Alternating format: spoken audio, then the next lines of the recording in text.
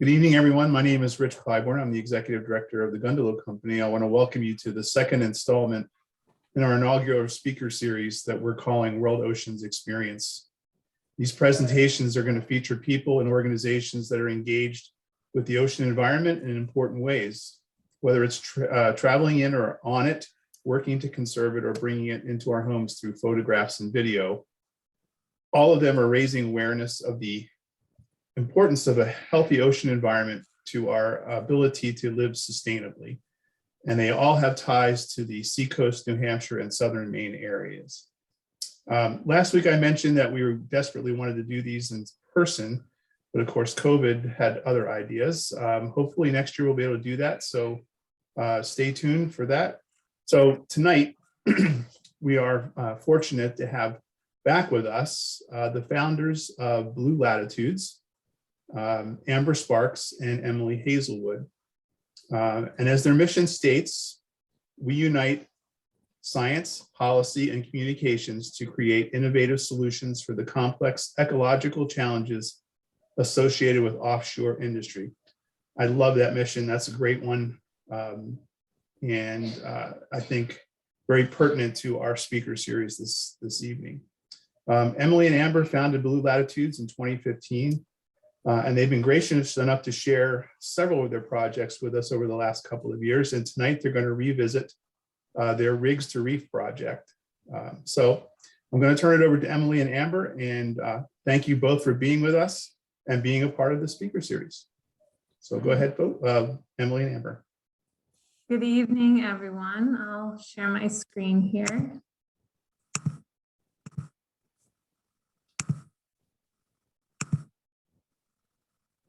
Can you all see that?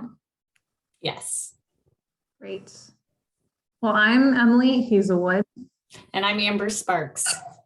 And tonight we're going to be telling you a story different than the one you think you know about the realities of offshore oil and gas development and the future of clean energy on our coastlines. In California, there are 27 offshore oil and gas platforms. These platforms are made of steel, and they look like big industrial giants out there. And all these platforms have booming ecosystems that exist below the surface.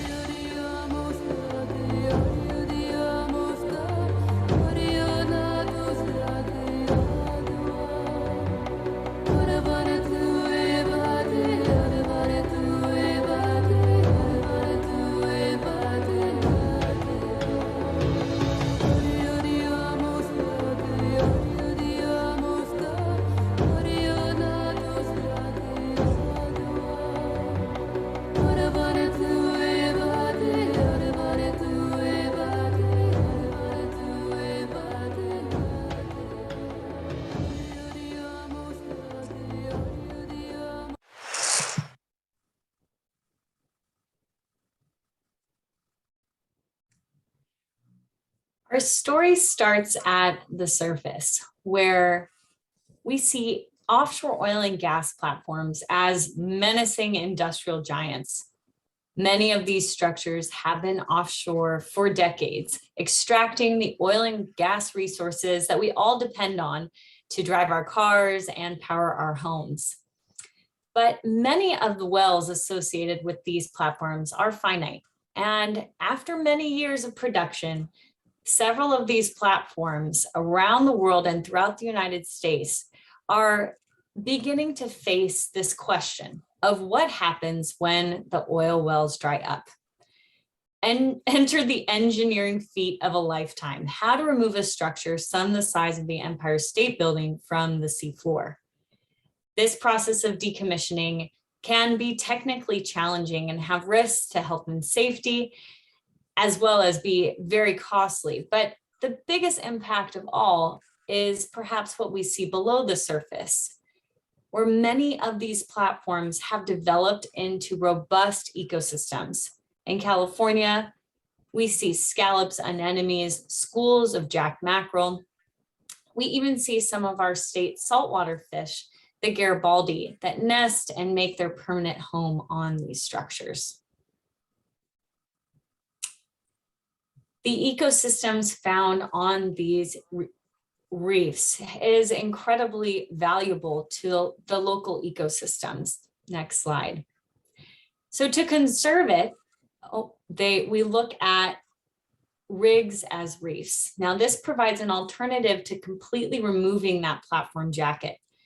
Through a rigs to reef scenario, the oil platform jacket could either be towed to an area of ecosystem need, toppled on its side, or the upper 80 feet could be removed. Now, in all of these decommissioning options, the oil wells themselves are always sealed and capped, and the oil companies retain liability for those wells in perpetuity. So should there ever be a leak or anything like that, the oil companies are always responsible. But what we're talking about is that jacket structure, the scaffolding of this platform. That is what we would like to repurpose as an artificial reef. And whichever decommissioning option is selected, the point is to leave a part of this structure in place so that it can continue to function as an artificial reef.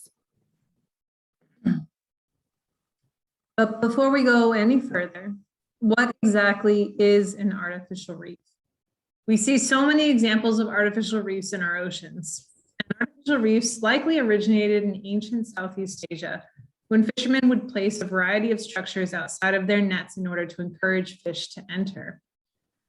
We also see examples from scientists who place reef balls on the sea floor to study and observe the marine life that grows and colonizes these types of structures. Artists too have had their own take on this program, placing installations on the sea floor to observe how the marine life that grows there can actually enhance their art. But what makes an oil platform such an excellent candidate for an artificial reef? Well, the answer lies in the structure itself. Stretching from sea floor to sea surface, these platforms can be as large as the Empire State Building, creating a lot of real estate for marine life. Additionally, these structures are quite complex, lots of beams and cross beams. These beams and cross beams that make up the jacket of the platforms will initially attract marine life and then eventually begin to produce it.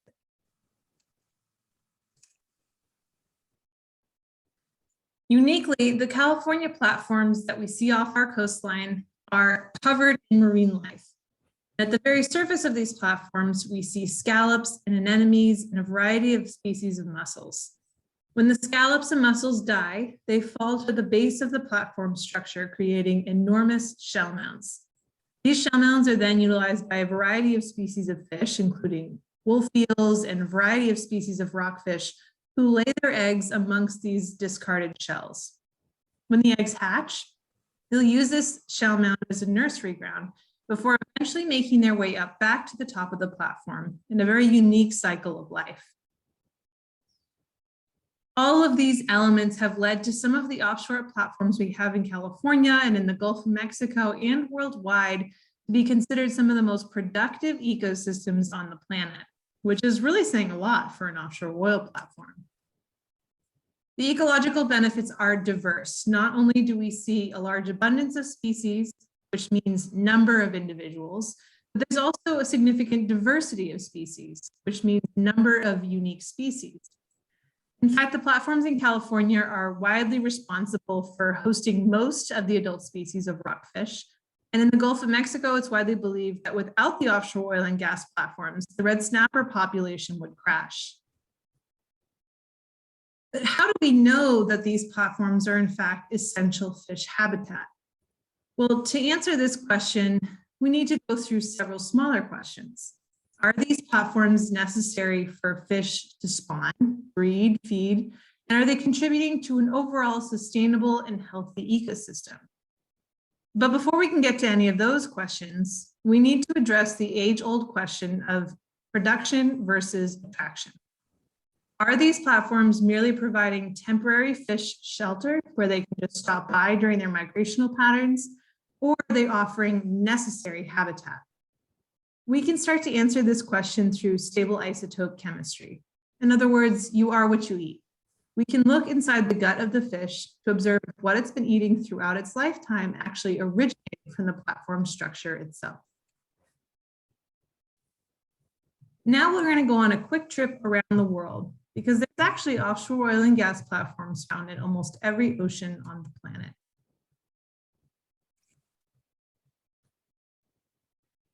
So here we see a map of the globe, and the red and blue areas represent oil and gas fields. As you can see, these fields are highly concentrated along the shoreline and offshore. In fact, in every ocean, we are actively drilling on these resources, extracting oil and gas from every ocean. So with all of this offshore development, you might think that a decommissioning alternative such as reefing would be widely accepted, but that's not the case. In fact, there are only a few places that have rigs to reef programs. The first stop will be in California, where back in 2010, former Governor Schwarzenegger signed in Assembly Bill 2503. This bill allows for the alternative decommissioning strategy of reefing. However, since its passing in 2010, none of our 27 platforms have been reefed. Now, this primarily is an issue with the liability, because as I mentioned earlier, while the liability for the wells remains with the oil companies, the liability for the jacket has to be designated either to the state or to the oil company. In the Gulf of Mexico, the liability for those platform jackets that are reefed goes to the states of Texas, Louisiana, Alabama, that all have their own reefing programs. In fact, in the Gulf, they've reefed over 500 platforms. Our next stop is off the coast of Brunei, where a platform was repurposed for ecotourism.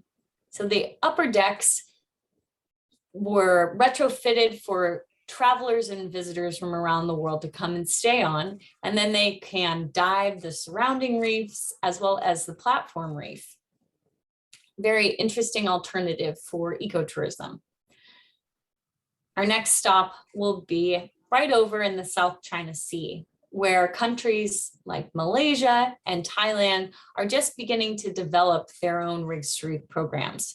In fact, Thailand just permitted its first platform to become a permanent artificial reef.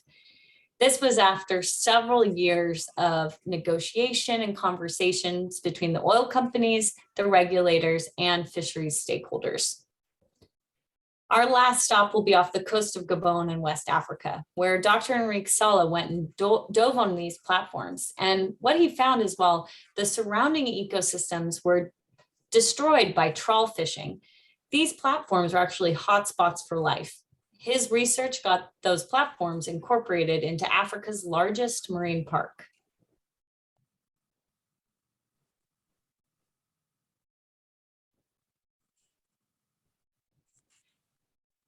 Welcome back from your trip. We're just going to quickly revisit a couple of those places that are really key and important for understanding the rigs to reef program. The Gulf of Mexico is often referred to as the birthplace of the rigs to reef program.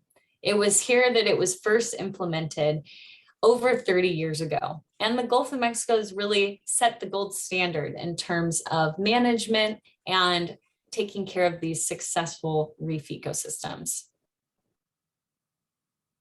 This stands in stark contrast to California, where because of the issues with the liability in the legal framework of our rigs to reef law, none of our 27 platforms have been reefed. And so California remains at a political standstill.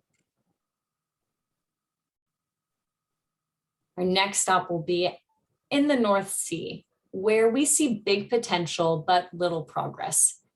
The North Sea has hundreds of offshore platforms.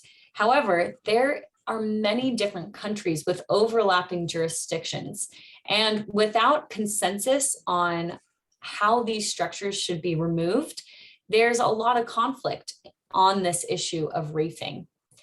Additionally, the North Sea has limited information on the ecological value of these platforms.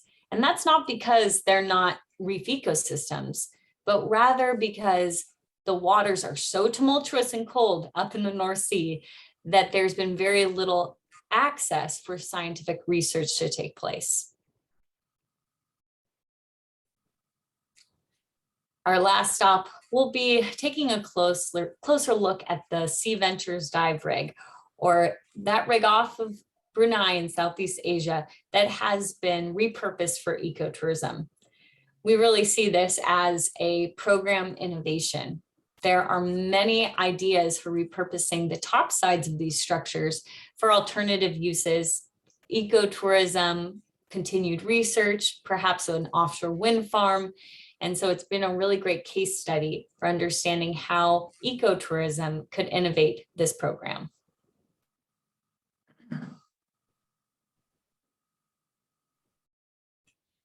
Looking at some of the challenges with developing a rigs to reef law, the primary challenge is the liability for this platform jacket.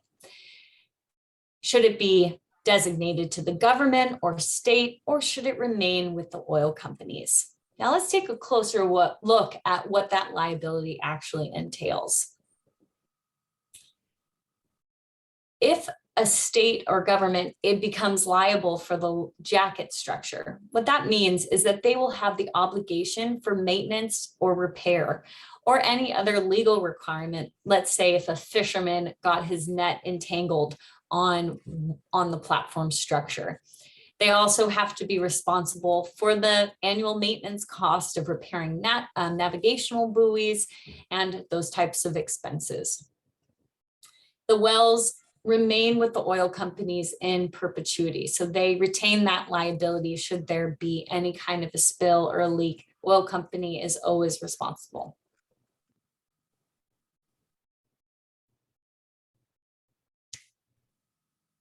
So what would incentivize a state or government to take on such massive liability?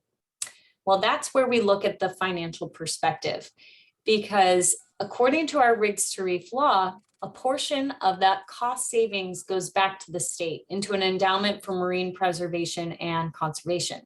As you can imagine, if you would not have to remove an entire jacket from the seafloor, the oil companies would have significant cost savings. So the bill really tries to take advantage of that. And in California, if 23 of our 27 platforms were reefed, the state would get between 650 to 850 million as part of a total 1 billion in saved costs. Let's weigh some of the pros and cons associated with the rigs to reef program. The first con that we've identified is the lack of global legislation. For although there is a very successful rigs to reef program in the Gulf of Mexico, this is not a one-size-fits-all program, as we can see in areas such as the North Sea or California that have struggled to implement this program. We really need to consider each unique country or state's unique ecosystems, their cultural perspectives, as well as their financial systems in order to make this a successful global program. We also need to think about the carrying capacity of our oceans. In other words, how many of these structures can we place on our sea floors before it starts to look like ocean dumping? They've started to look at this question in the Gulf of Mexico, and what they've found is that in sum total, all of the active and reefed platforms only account for about 2% of the total hard substrate available for marine life in the Gulf. When you consider all of the issues that the Gulf has experienced recently with sedimentation resulting from runoff, this program is really more of a band-aid than any sort of solution to the lack of hard substrate in the Gulf. We also want to think about the spread of invasive species. In this image, it's a lionfish that we took during a research expedition down in the Gulf of Mexico on the Flower Garden banks. The lionfish, while native in Southeast Asia, is a very voracious predator that's found in Florida and throughout the Gulf of Mexico. These platforms, because of their unique locations and blue ocean settings, allow these invasive species to spread, acting like stepping stones, enabling them to cross our oceans. Scientists are also looking at this question, and they found that yes, these platforms do spread invasive species. However, they're not spreading them at rates faster than our natural reefs. There's also the lack of public understanding or greenwashing. For when an oil company tells you that there's beautiful thriving reefs on their offshore oil platforms, and that's why they should be left in place, It's a little bit of a hard pill for the public to swallow. For most of the public associates offshore oil and gas platforms with oil spills. They think of the BP oil spill, or in California, the 1969 Santa Barbara oil spill, or even the past large spill we had this past fall. They definitely don't consider platforms successful artificial reef ecosystems. And that's where our job comes in as scientists, to be able to communicate the value of these reefs. Another unique con is that when we place these structures on the sea floor, they obstruct other ocean users from accessing these areas in our oceans. For example, commercial trawl fishermen really don't like this program. And while trawling is like taking a bulldozer the size of a football field and dragging it along the ocean bottom, causing a lot of destruction, it's also a very important financial incentive for many countries. If there's platforms on the ocean bottom, they can no longer trawl within these regions.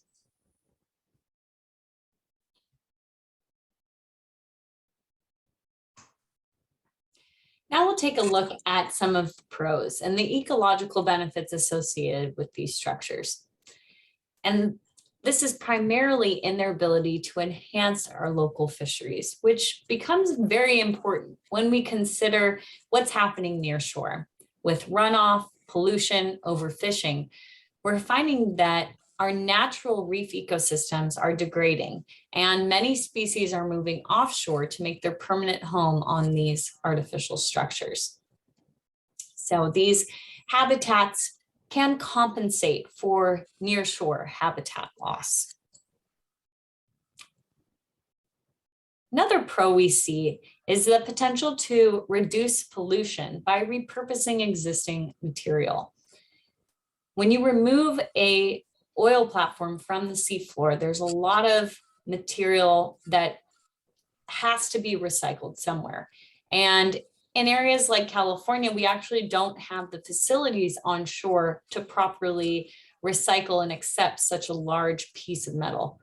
As such, these platforms would be cut up into pieces and placed on the back of barges to be repurposed in another area, such as down in Mexico or even across the Pacific to Southeast Asia.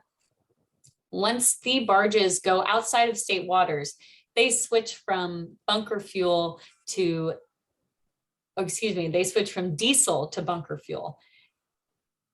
And bunker fuel makes diesel look like champagne. It has a significant carbon footprint associated with it. So if we can avoid the release of those air emissions by repurposing the material in place as a reef, there's potential to reduce pollution. Another important pro we see is the economic benefits. As I mentioned, there's significant cost savings when a structure is reefed. And with the right rigs to reef law in place, we can take advantage of those cost savings by sharing them, not only with the oil company operators, but also with the local states to fund Department of Fish and Wildlife and other state-run conservation initiatives. Lastly, we see the pro of ecotourism. These platforms present a unique dive experience as well as recreational fishing opportunities. And if we can upcycle the structure into a reef habitat that could be used to promote ecotourism, there's potential to have a positive impact on the local economy.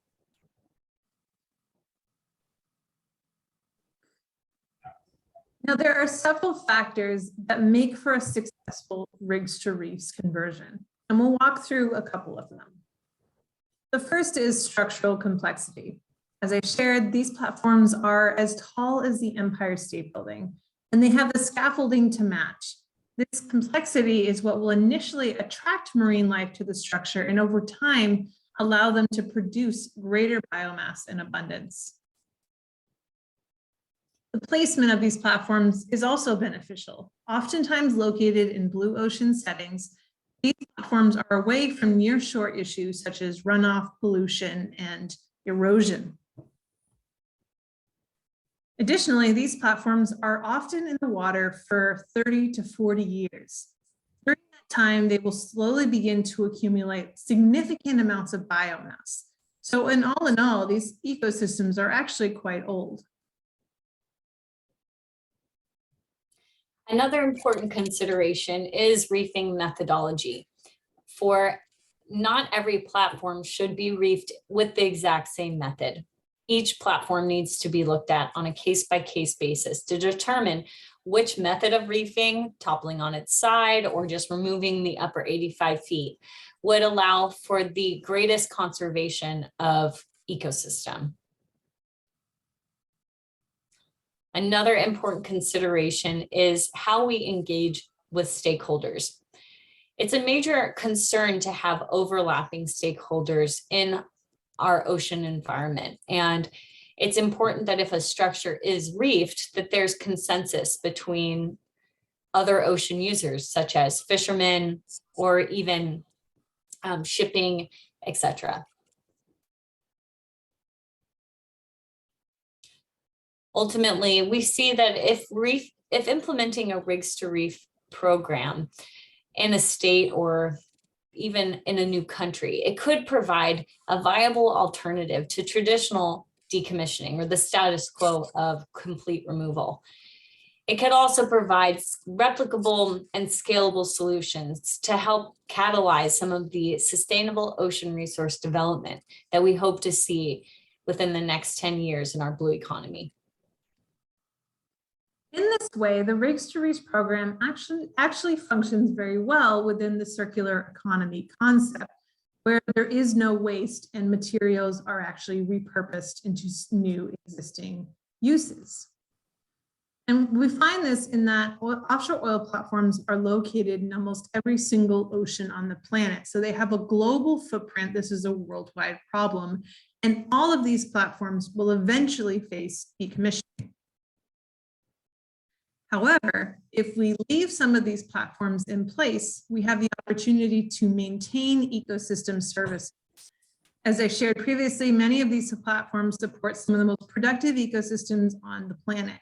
By leaving them in place, it will result in a limited environmental impact, as well as maintaining those important ecosystem services. Finally, by leaving these platforms in place, we also have an opportunity to redefine industrial growth. And what I mean by that is we can repurpose these platforms for new industries such as tidal energy, offshore wind energy, as well as hosts for aquaculture farms in the future. Now, you might not be thinking there's that much of a tie-in to what we have here in New England, but in fact, the tie-in is quite clear. For off of New England's coastlines, we're not building offshore oil platforms, but we're building offshore wind turbines. When you think about an offshore wind turbine, it's often supported by a structure that's very similar to an offshore oil platform.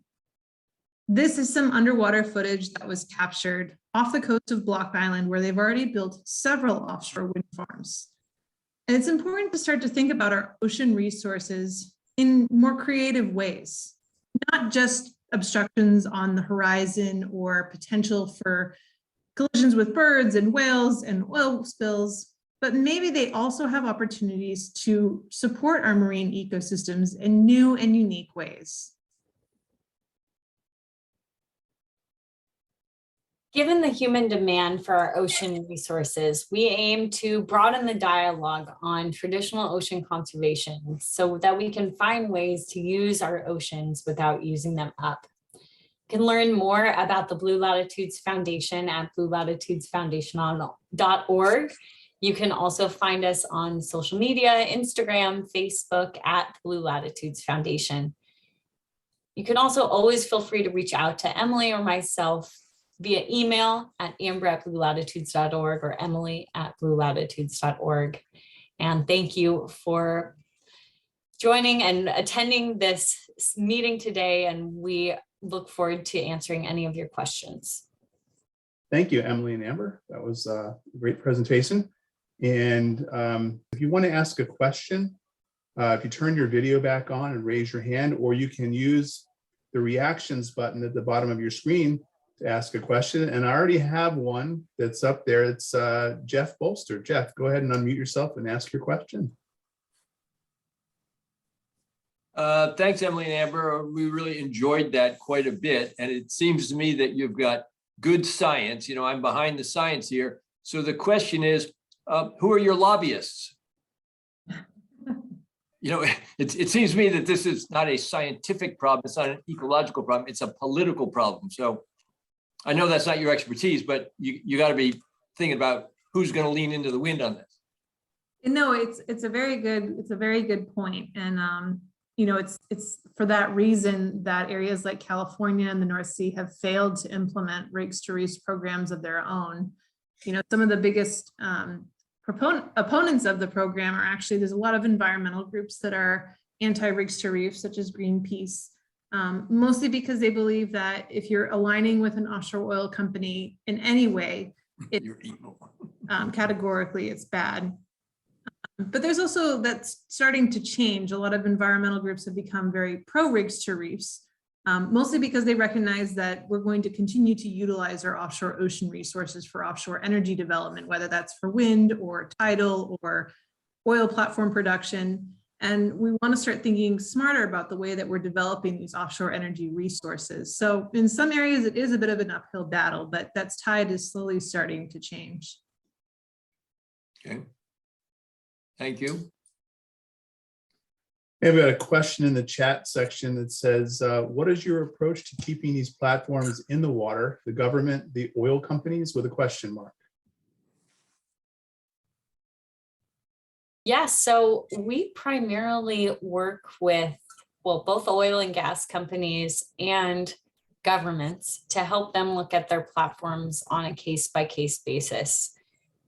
Our approach is to understand the ecological value associated with the platform. So we will conduct ecological value assessments using remotely operated vehicles, and where it's like an underwater drone that can go down on a platform and collect a lot of information on the ecosystems that have developed there.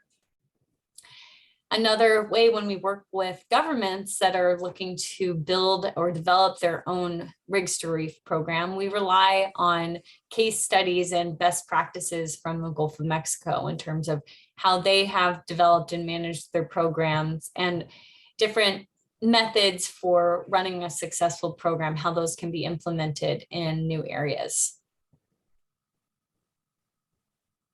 Okay, got another question in the chat section. Is there already wildlife on the structures while they were being used for oil extraction? Question mark. Yes. So the moment that these offshore platforms are built, they will initially begin to attract small pioneering species, different types of algae, and then eventually those types of algae will start to attract things that eat the algae. Scallops and mussels will begin to attach themselves as filter feeders. So these ecosystems that are found on the oil platforms are as old as the oil platforms themselves. Okay. Next question in the chat section. When the oil companies remove the rigs, does the ocean life disappear? Yes, it does. They've actually done some movement of platforms where they're towing it in the water column. It's more cost effective to tow it without having to completely lift it out of the water column, but rather tow it through the water column. And when they do that, they have video of fish that are swimming with the platform as it's being towed to its disposal area. And so you really see that these fish species are following their home to wherever it goes. Nice. So I had a question. When you were talking about the state of California and the potential, I think it was 23 of the 27 rigs were converted to rigs to reefs as a program. You said there will be a savings of somewhere between $650 to $850 billion. Is all of that, does all that money go to the endowment that you mentioned? Yes, but I should clarify that it was million. So 650 to 850 million as part of a total 1 billion in saved cost. So there's the oil companies are saving $1 billion, but then 65 to 85% of that savings goes back to the state into an endowment for marine preservation and conservation. Okay. Another question in the chat section. It says, I don't know if these are in arrays of structures, but is it possible that they could be used to affect storm surge? That's a really interesting question. On occasion, these platforms are in arrays, but they're typically fairly far offshore. So in California, 3 to 7 miles offshore. In the Gulf of Mexico, some are more than 150 miles offshore. So to my knowledge, they haven't been used to help prevent storm surges.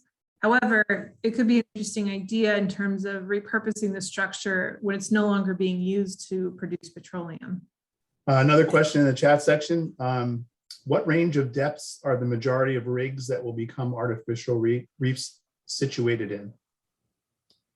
So artificial reef, the platforms range in depth widely. So in California, they're as shallow as 35 feet and then as deep as 1,200 feet.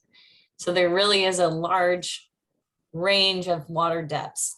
However, a platform is likely going to be completely removed in shallower waters. It's the deeper water environments where it makes the most sense to remove the upper 85 feet and you still have structure left standing.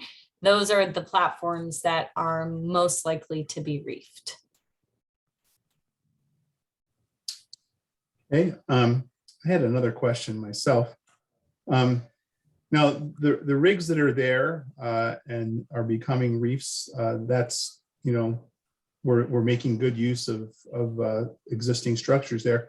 Is there any movement or projects in the works to create these types of structures that aren't associated with oil rigs or wind turbine platforms and putting them out there to create more habitat? We do see lots of examples of artificial reefs being constructed. Actually, one of the largest ones is found off the coast of California. It's called the Wheeler North Reef. It's constructed entirely of quarry rock. So we do see lots of examples of artificial reefs, but typically they're on much, much smaller scales, mostly because not many people have the same amount of funding as an offshore oil company to build an 1,800-foot tall structure in the ocean like that. But we do see lots of excellent examples of artificial reefs being constructed or building smarter shorelines or surge breaks, things like that, that might incorporate oyster shells and things like that, so that it could be considered not just an artificial reef, but also, an area where we could host aquaculture farms. Jeff, go ahead. Yeah, so is Blue Latitudes working with conservation organizations, whether it's Sierra Club or Greenpeace or whoever, to try to push this more? It sounds like my earlier question about political consultants, who are your lobbyists. Are you guys then trying to work with some of these larger organizations that work in that way more routinely?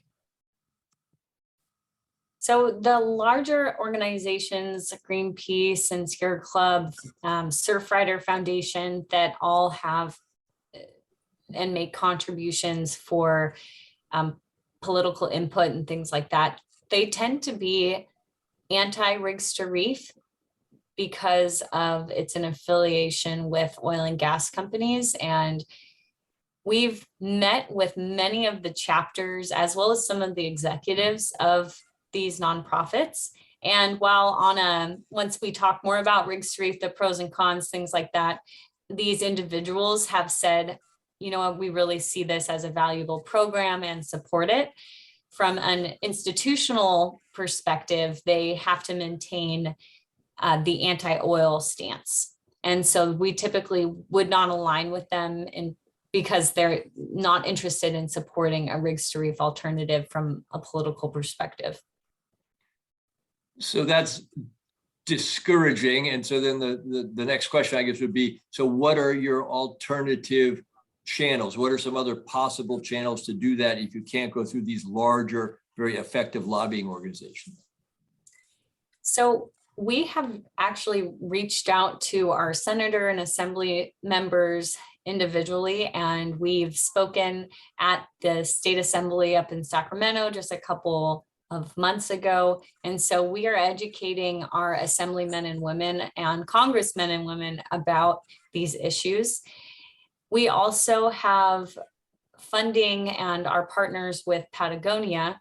And through their ActionWorks portal, we have hosted a petition that people can go and sign, and it shows support for rigs to reef alternative.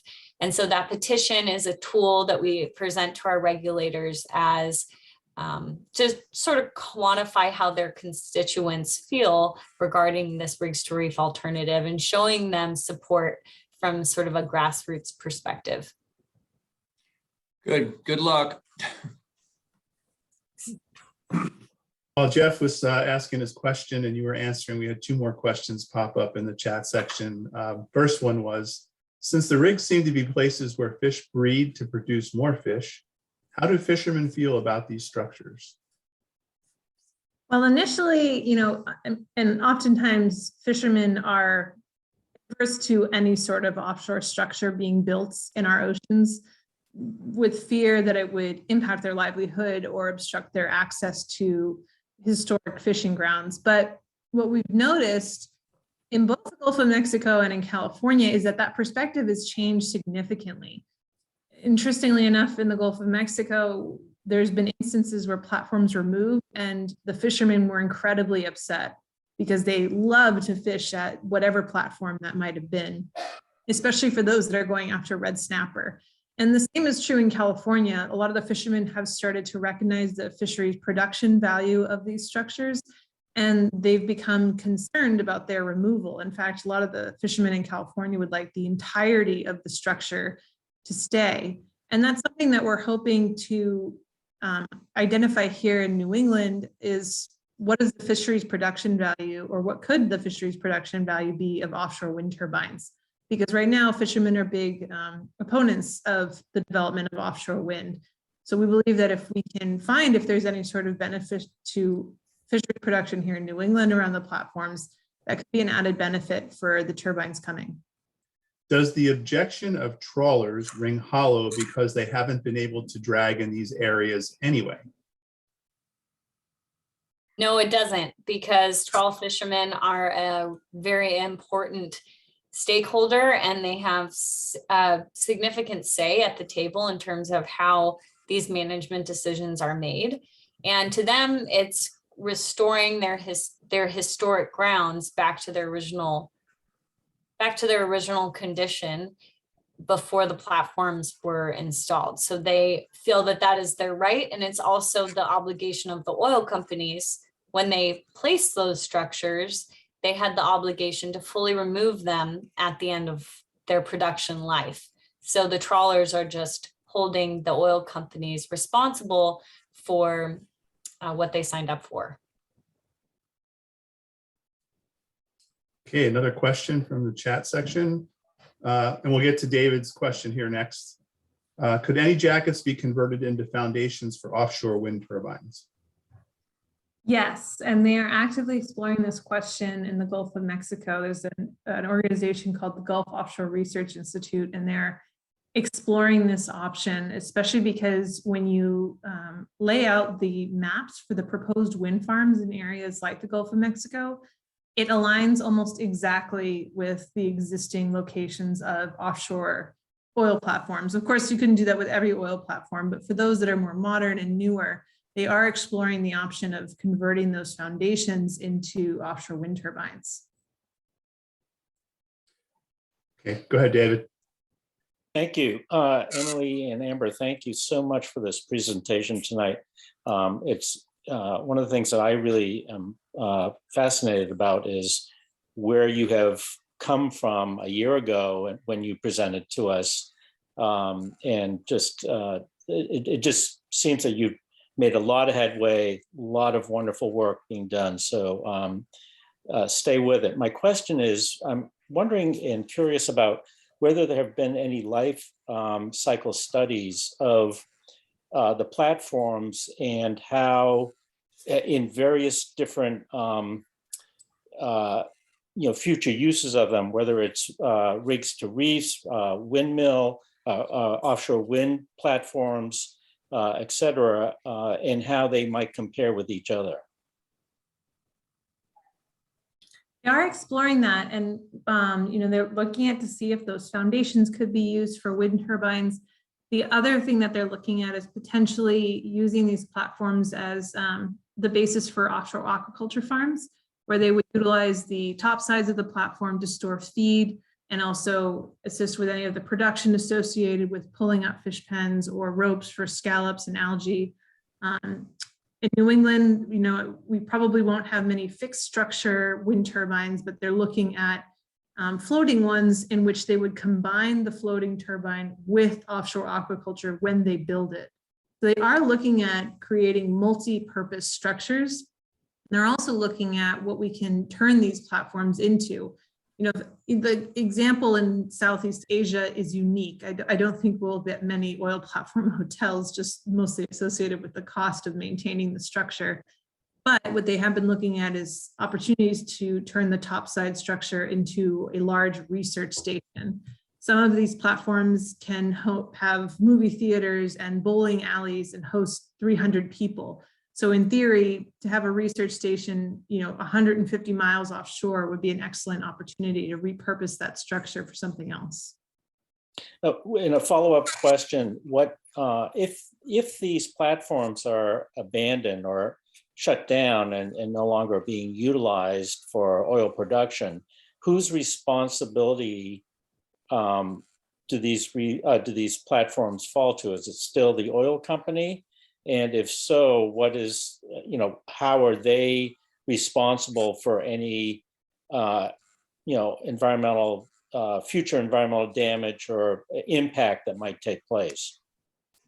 Yes. So in a scenario where, at the end of the production life, and once the oil wells are shut off, the oil companies have 2 years under the idle iron policy to either completely remove the platform and return the seabed to its original state, or they can reef the platform structure.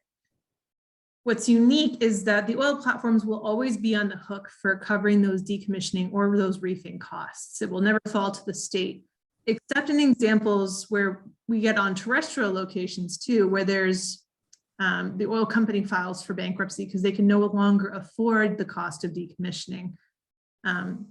This has become an issue in areas like California, where we just had this happen recently, where a company that had a large oil spill filed for bankruptcy, and now it's actually the responsibility of the state to decommission because there's no one to go back to cover those costs. So ultimately it becomes the taxpayer's problem. They look to avoid this issue by making the oil companies, before they purchase these oil platforms, give out a bond or purchase a bond for the total amount of decommissioning. But under previous presidential candidates, we actually rolled those back. So that's become an issue now that these smaller companies are purchasing very expensive assets and aren't able to decommission them. So it falls to the state. Are the majority of proposed reefs under state or federal jurisdiction? And does this comply with federal consistency under the Coastal Zone Management Act? So the state has jurisdiction out to 3 nautical miles, and then between 3 and 200 nautical miles is federal waters. And so we find platforms in both state and federal waters. And anytime a platform is decommissioned, it does have to comply with both the associated state and federal legislation. So it's kind of a collaboration between the Bureau of Safety and Environmental Enforcement, or BSEE, and the Bureau of Ocean and Energy Management, or BOEM. Those are the 2 federal agencies that oversee decommissioning, and they'll collaborate with the state's associated management agencies. So that can vary state to state. But no matter where a platform is, if it's in state or federal waters, if it is reefed, it becomes the jurisdiction of the state. So even if it's 100 miles offshore, if it's in line with Texas waters, it will be under the jurisdiction of the Texas state. So the federal government never takes the liability for these platform jackets. And it looks like that's probably it. Emily and Amber, thank you so much for being here tonight and being a part of this speaker series. The Rigs to Reef program seems to have a multitude of moving parts, from the science to the politics to the law, all that stuff. You're doing a fabulous job in trying to keep all that sorted out, and we wish you the best with your program. Before I ask for a round of applause, I just want to remind everybody that our third installment and the last installment of the speaker series for this year takes place on Friday, April the 8th. That's a week from tomorrow. And it's going to feature National Geographic marine photographer Brian Scarry, who is a resident of York, Maine. So we'll look forward to that. So folks, if you would unmute and give Amber and Emily a round of applause, we'd really appreciate that.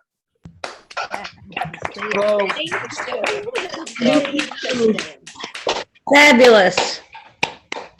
Thank you, everyone. Thank you. It was good to see all of you again. So thank you so much for having us. You all had really good questions also.